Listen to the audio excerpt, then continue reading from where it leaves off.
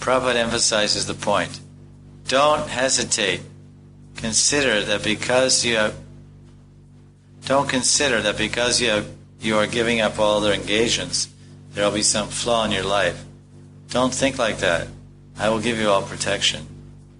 But Krishna is telling there's no need to worry, that he will protect everyone.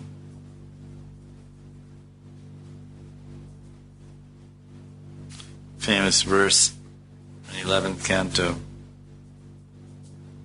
541. Devarshi bhutata nenyam pratinam akin karonayam richaurajan sarvatmanaya sharanam sharanyam kato mukundam pariritikartam. This is Karabhajana addressing King Nimi. He says, O king, one who renounces everything and takes complete shelter in Krishna as the only and supreme object of his life, such a person he has no more debts, or he never becomes indebted to the demigods, the rishis, the created beings, to his ancestors, his relatives. He does not become indebted to any of them, so he doesn't owe anyone anything. He doesn't have to do anything for anyone, because he's fully sheltered and absorbed in the service of Krishna. So what's the conclusion? It's a very inspiring conclusion, because we can understand that Bhakti Yoga is totally independent and self-sufficient.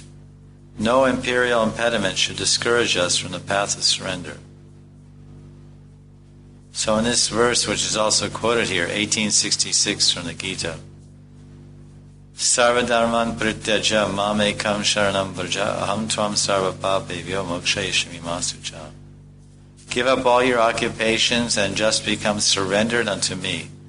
I will give you assurance that I shall give you protection from all sinful reaction.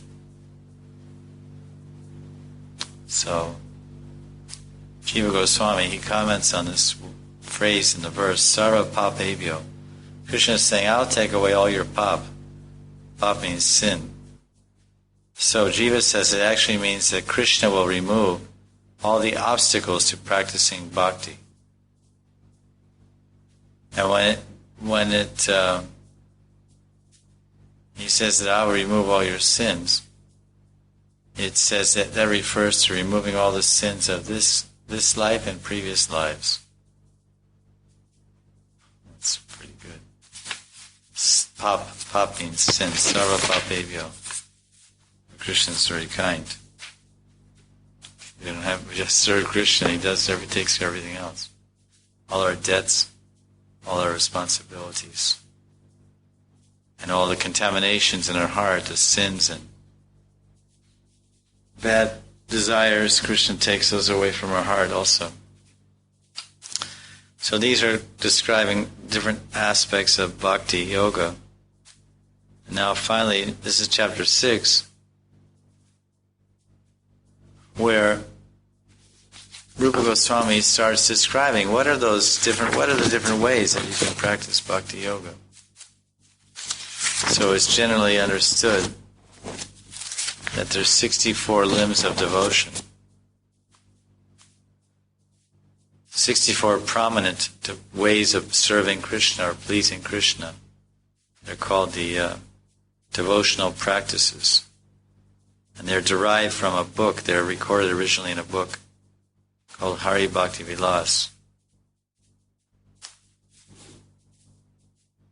So now Rupa Goswami is going to describe exactly how we can engage our senses, the senses of our body, in some practical service to Krishna.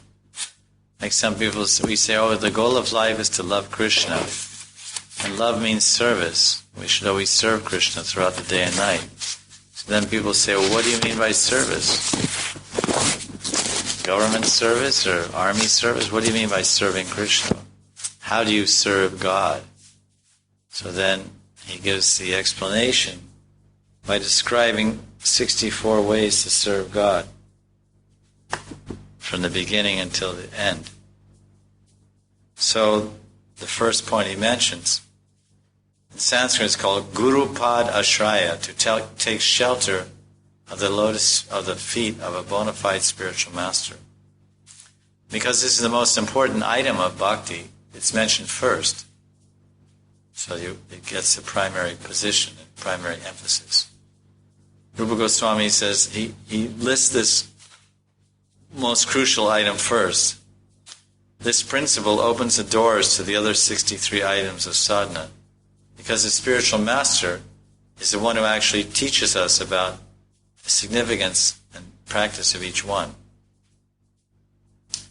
Tasmad gurum prapadyeta jigyasu shrey uttamam shabde pareja nishnatam brahmanyupashra upasamashrayam. This is 11th canto of Bhagavatam,